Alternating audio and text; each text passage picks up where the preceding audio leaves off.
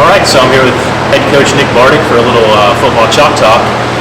So Nick, 3 state championships in the last 5 years.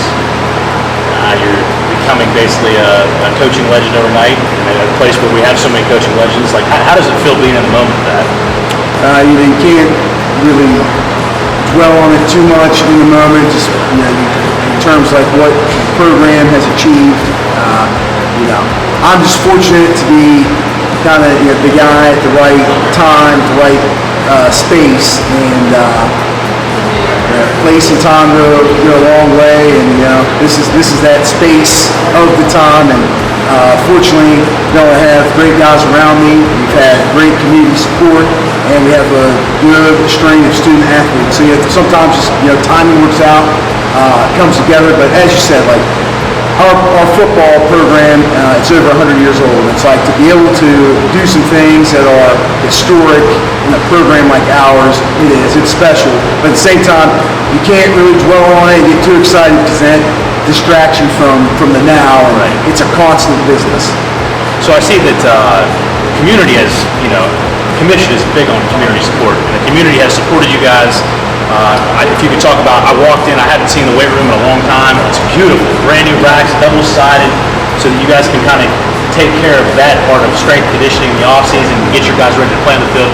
Do you have anything to say about just the community, people that support it, and anything along those lines? Honestly, our area, man, it's outstanding the support they give to our student athletes. It's not just athletics. I always feel like academically we get a lot of support. For us, I think sometimes you always say you want people to feel like they're invested in the program, and people kind of feel like, that's superficial.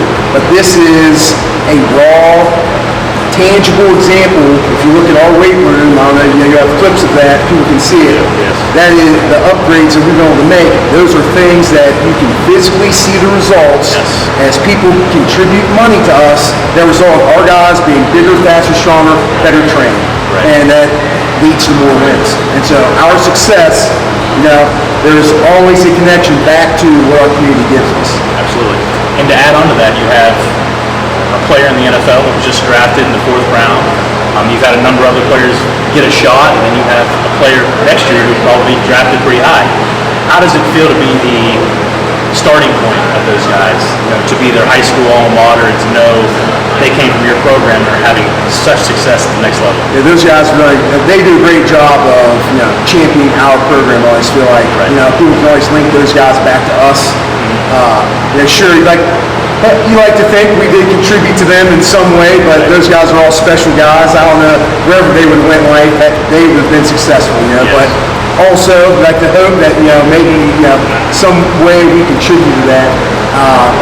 And again, the support we have from our community, people take a lot of pride in those guys, and they do. I personally know how much they love the support they get from people in our area. Some people, might think like guys in the NFL, they don't really care anymore. No, those guys care. I'm talking to them all the time about how much they appreciate the love they get from everybody back home. So, none of that's ever in vain. Everything matters, and truly, everyone's in it together. And you see it, the guys, they'll be on the sideline. I've come to a lot of your games, and you'll see Dante Stills on the sideline. Right. You'll see Connor Neal on the sideline. You'll see Gage Michael on the sideline.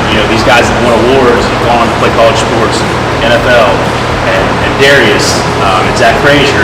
These guys are on your sideline on Friday, and I know that means a lot to you probably as a coach, and I'm sure it means a lot to the other players that are coming up through, your stars, your Dylan Hours, your guys that are maybe be in that role someday, and it's important that they see that support from someone who's already been there and done it. So do you ever have them come back and talk to the team, or is just kind of being around, you think, enough to really show that support and kind of help with some guidance?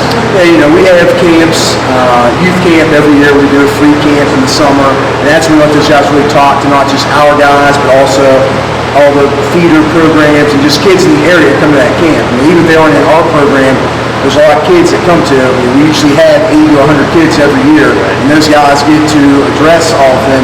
And some of those kids come back, I think they actually do understand, like, these guys are in the NFL, these are Division I players.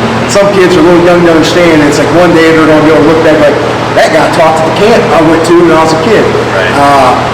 But in terms of, like, our program, that's what we're always trying to do, man. We'll always connect with our community.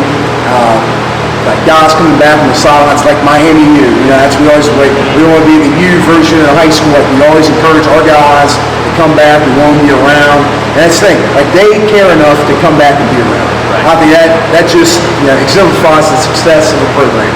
If your alumni care that much to come back, be around later on in life, and those guys are especially really successful people, and they still want to come back and contribute.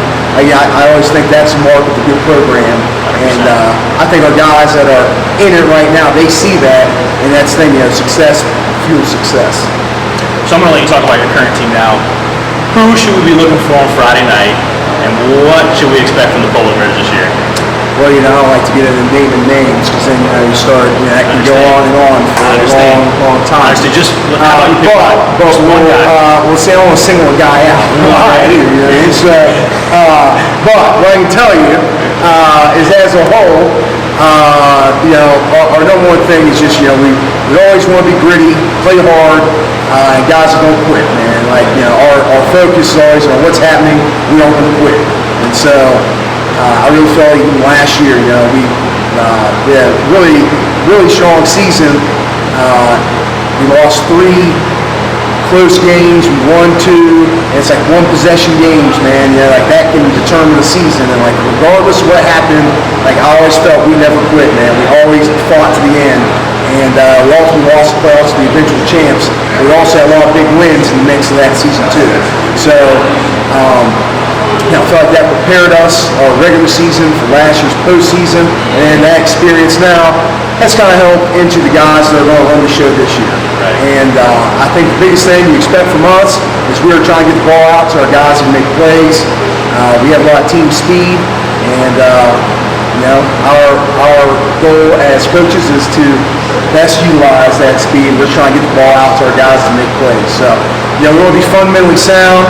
I always feel like that's something that's true of all of our teams. Ultimately, man, we might have ups and downs. Ultimately, we're going to be consistent and play hard, and we're trying to get the ball out to the guys who can make plays. That's what you can expect on any given game night from us. Perfect. And that's what we've seen the last few years. You guys play fast, score points, and you play hard. And I think a lot of people being from this area that are hard-nosed can appreciate that. I think that's why Polar Bear football has been so popular here recently. Coach? Have to agree. Thank you very much. I appreciate it. Thank you. It'll be great talking to you, and good luck all season. Hey, I appreciate You it. can check the Polar Bears out next Friday against Lewis County in Southweston, kickoff, 7 o'clock. Be there or be square. Thank you. Appreciate it.